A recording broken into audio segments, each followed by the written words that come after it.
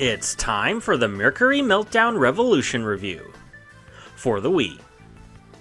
Besides Wii Sports, this was actually the very first Wii game I ever played.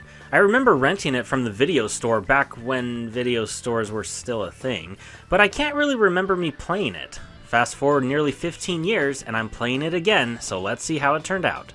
This is an arcade-style puzzle platformer. You take control of a Mercury blob, traversing different levels trying to get to the exit. Along the way, you'll solve mini-puzzles and open doors to help you advance. The whole gimmick is that you control the blob with motion controls via holding the Wiimote sideways and tilting it in different directions. The extra task besides finishing a level is seeing how many points you can rack up, and there are 3 ways to obtain points. Each stage contains bonus stars which give you 2,000 points apiece, how much Mercury you still have at the end can give you points, and finishing the level within a set time limit will give you points, relative to how much time is left on the clock. You can still finish a level if you run out of time, but you won't receive extra points.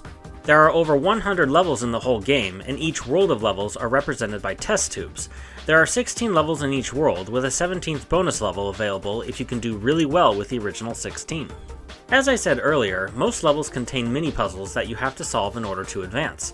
Most of these puzzles are based on the color of your blob. This is Mercury Meltdown Revolution, right? And not de Blob? Anyway, certain doors will hinder your progression unless you're the correct color.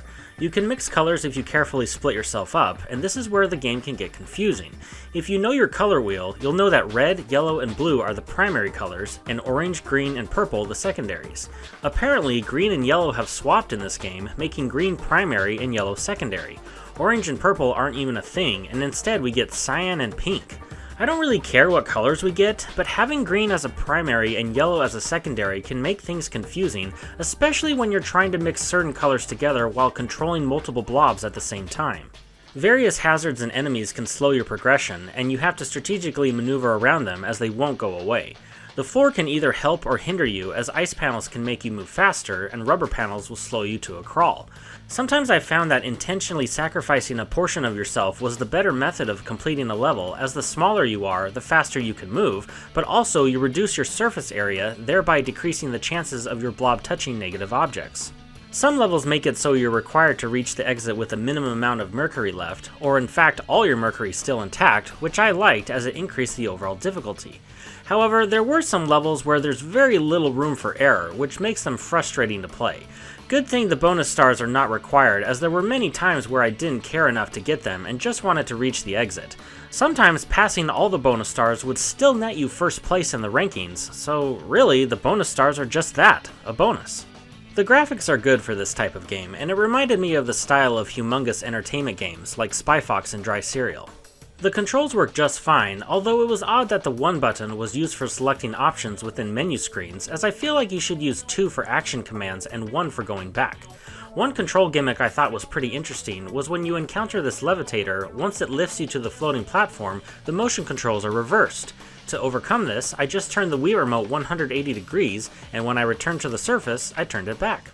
The camera can take some getting used to. You'll use 1 and 2 to zoom in and out, and the D-pad to change your vantage point, but again, the left and right buttons feel like they should be reversed. Some levels require you to be precise in where you position the camera, otherwise you'll easily die due to bad depth perception or objects blocking your view. Unfortunately, changing the camera on the fly makes controlling your blob difficult, and the end result could be you restarting the level. Also, when your blob was split into multiple pieces, the camera would sometimes focus on a seemingly random blob piece, making it difficult to almost impossible to complete what you're trying to do. The music seems to be all over the place, with piano pieces, metal, and EDM, and some of them just slap.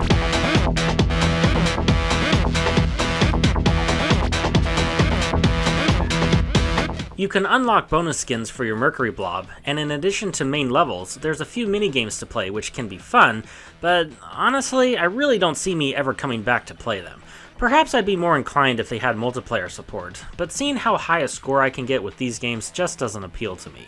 Mercury Meltdown Revolution is a fun puzzle platformer. While the main campaign can have you puzzling for hours, the mini-games aren't really worth it, and probably would have been more fun if multiple people could play it at the same time. It was possibly a good option for the Wii when it first released, but it doesn't really have any lasting appeal. While I probably won't be back to play it anytime soon, it's still a fun little game and I'm glad I picked it up. This game gets a 3.5 out of 5 with a title of good.